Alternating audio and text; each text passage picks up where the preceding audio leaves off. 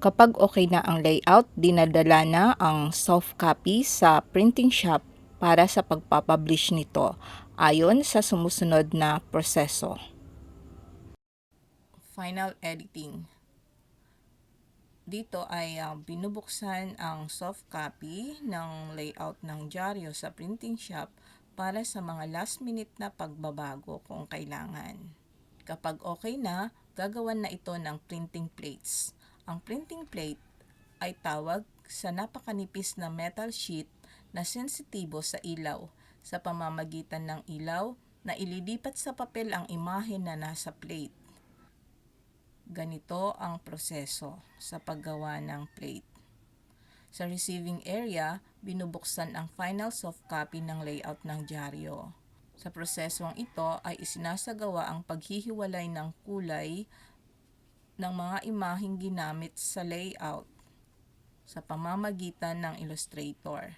Pagkatapos ay ibinabato ang file sa server para sa plate developer. Nandiyan ang lahat ng trabaho na i-output nila as plates. Dito lumalabas yun.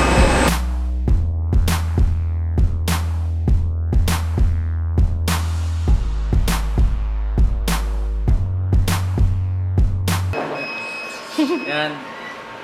Tapos dito developer. Developer na. Paglabas niya, makikita niya na yung image. Sa ngayon, puro blue pa lang yan.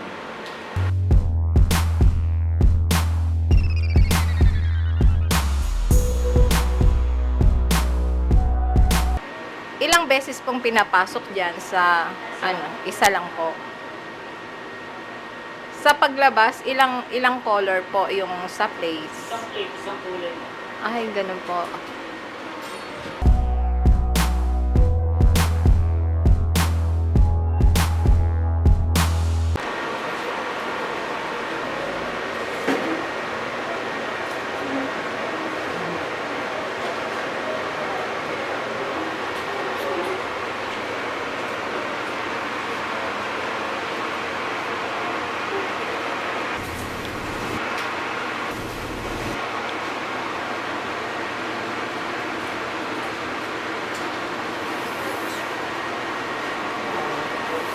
Sa bawat isang kulay, isang plate.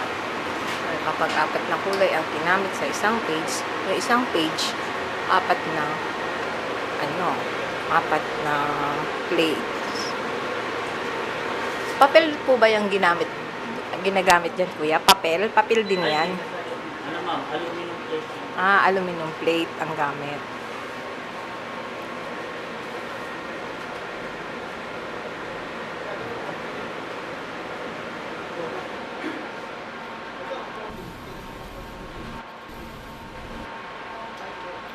Bale, anong proseso po yun, kuya? Anong sinisilip nyo?